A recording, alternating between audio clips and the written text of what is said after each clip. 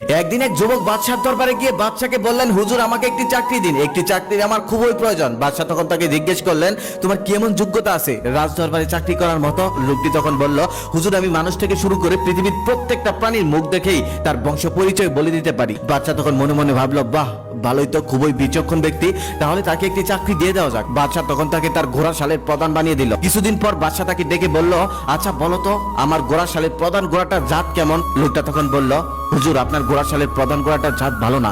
বাদশা এটা শুনে রেগে গেল, কারণ সে 1000 স্বর্ণ মুদ্রা দিয়ে ঘোড়াটা কিনেছে আর তাকে প্রত্যেকদিন অনেক ভালো ভালো খাবার খাওয়ায়, অনেক যত্নে সেটাকে পালে, এমনকি বাদশা সেই ঘোড়াতেই চলাফেরা করে। কিন্তু লোকটি তার কথাই অটুট রইল, বলল আপনার ঘোড়ার জাত ভালো না। বাদশা তখন সেই ঘোড়া বিক্রেতাকে ডেকে আনলেন, ডেকে এনে জিজ্ঞেস করলো, সত্যি করে বলো এই ঘোড়াটার জাত কেমন? তখন লোকটা কাঁপতে কাঁপতে বলল, হুজুর আমাকে ক্ষমা করুন, এই ঘোড়াটি অনেক ভালো জাতের ছিল, কিন্তু যখন ও ছোট্ট ছিল তখন ওর মা মারা যায়, তারপর থেকে আমি ওকে গরুর দুধ খাইয়ে বড় করেছি, এই জন্য ওর হাব ভাব একটু গরুর মতো হয়ে গেছে।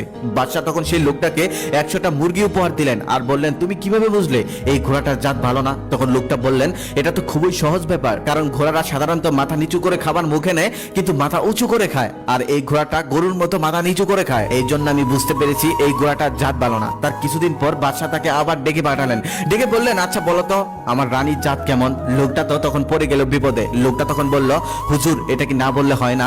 বাদশা তখন তাকে আরো চেপে ধরলো, তুমি কেন বলবে না, এটা বলতেই হবে। লোকটা তখন বলল, এটা জানার জন্য আপনাকে আমাকে কিছুদিন সময় দিতে হবে। তখন বাদশা বলল, আচ্ছা ঠিক আছে, আমি তোমাকে 7 দিন সময় দিলাম।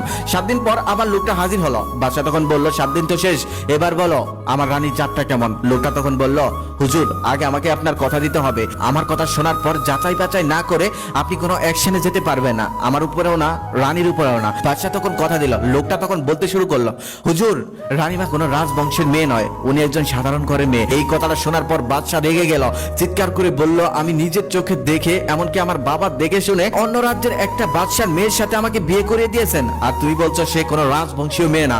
এই কথা যদি ভুল হয় তাহলে আমি তোমার গর্দান কেটে নেব। তারপর বাদশা যাচাই বাছাই করার জন্য তার শ্বশুর শাশুড়িকে খবর পাঠালেন। তারা আসার পর তাদেরকে চেপে ধরলেন সত্যি কথাটা বলার জন্য। এক পর্যায়ে তার শাশুড়ি বলেন, বাবা তোমার বাবা আর তোমার শ্বশুর অনেক আগের থেকেই তোমাদের বিয়েটা ঠিক করে রেখেছিল। আমারও একটা মেয়ে ছিল, তবে আমার মেয়েটা যখন 6 মাস বয়স তখন সে হুট করে মারা যায়। সে মারা যাওয়ার পর আমি মেয়ের শোকে পাগল হয়ে যাই। তখন তোমার শ্বশুর এক দরিদ্র পরিবার থেকে ঠিক 6 মাস বয়সের একটি শিশুকে আমার জন্য নিয়ে এসেছিল। তারপর বাদশা খুশি হয়ে তাকে 1 পাল ছাগল, 1 পাল ভেড়া আর 1 পাল গরু দিয়ে দিল। তারপর লোকটিকে জিজ্ঞেস করলো, এখন তুমি বলো এই সত্যি কথাটা তুমি কি করে জানলে? এটা তো আমিও জানতাম না। তখন লোকটা বলল, হুজুর এটা খুবই সহজ ছিল, কারণ রানীমা চাকর চাকরানি আর কর্মচারীদের সাথে যেই রকম ব্যবহার করে এটা কখনোই রাজকীয় ব্যবহার হতে পারে না। তার কিছুদিন পর বাদশা তাকে আবার ডেকে পাঠালেন। সে আসার পর বললেন, সবার বংশ পরিচয় তো বললে, এবার আমার বংশ পরিচয়টা বলো। লোকটা এবার পড়ে গেল মহা বিপদে, কারণ এটা তো নিজের ব্যাপার। এবার যদি রাজা যাচাই বাছাই না করে তার গর্দান কেটে নেয়, তখন সে লোকটা কাঁপা কাঁপা কণ্ঠে বলল, মহারাজ এটা বলা তো খুবই সহজ, কিন্তু তার আগে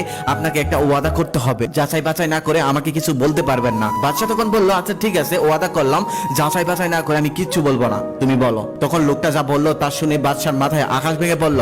লোকটা বলল, হুজুর আপনি কোনো রাজা বা বাদশার সন্তান নন, আপনি হলেন একজন সামান্য কৃষকের সন্তান। এই কথাটা শুনে বাদশা তো গেল অনেক ক্ষেপে, কিন্তু ওয়াদা করেছে যাচাই বাছাই না করে কিছু বলতে পারবে না, তাই কিছু বললো না। তাই সে দৌড়ে চলে গেল মায়ের কাছে, আর যেতে যেতে ভাবতে লাগলো, আজকে লোকটার মাথা কেটে নেব, কারণ এটা তো সম্পূর্ণ ভুল। আমি হলাম একজন রাজা বাদশার সন্তান, আর সে আমাকে বলতেছে আমি একজন সামান্য কৃষকের সন্তান। তারপর বাদশা তার মায়ের কাছে গিয়ে জিজ্ঞেস করলেন। তখন তার মা বললেন, বাবা লোকটা ঠিকই বলেছে, তুমি কোনো রাজা বাদশার সন্তান নও, তুমি হলে একজন কৃষকের সন্তান। আমাদের কোনো পুত্র সন্তান ছিল না, তাই রাজ্য ধরে রাখতে এক কৃষকের কাছ থেকে তোমাকে পালিত সন্তান হিসেবে এনেছিলাম। তারপর বাদশা মন খারাপ করে তার সামনে এসে বলল, যাও তোমাকে 1 পাল মহিষ দিয়ে দিলাম। আরো একটা কথা, তুমি কি করে জানলে আমি কোনো রাজা বাদশার সন্তান নই? তখন লোকটা বলল, এটা তো খুবই সহজ ব্যাপার, আপনি যদি কোনো রাজা বাদশার সন্তান হতেন তাহলে আপনি উপহার দিতেন হীরে জহরত মণিমুক্তা, কিন্তু আপনি উপহার দেন গরু, ছাগল, হাঁস, মুরগি, মহিষ। এমনকি রাজকীয় অনুষ্ঠানে আপনি রাজকীয় খাবার না দিয়ে আপনি দিয়ে থাকেন খিচুড়ি। ধর্মীয় অনুষ্ঠানে আপনি মিষ্টি বিতরণ না করে আপনি সেখানেও দিয়ে থাকেন খিচুড়ি। হুজুর খিচুড়ি তো সবাই রান্না করে খেতে পারে, কিন্তু রাজকীয় খাবার তো একমাত্র রাজাদের থেকেই আশা করা যায়, কিন্তু আপনি সেটা করেন না। এই গল্পটির থেকে মুরব্বীদের 2টা কথার বাস্তব মিল পেলাম। নাম্বার 1, ব্যবহারে বংশের পরিচয়, আর নাম্বার 2, বাদশা যদি কখনো ফকিরও হয় তবুও বাদশার নজর যায় না, আর ফকির যদি কখনো বাদশাও হয় তবুও ফকিরের নজর যায় না।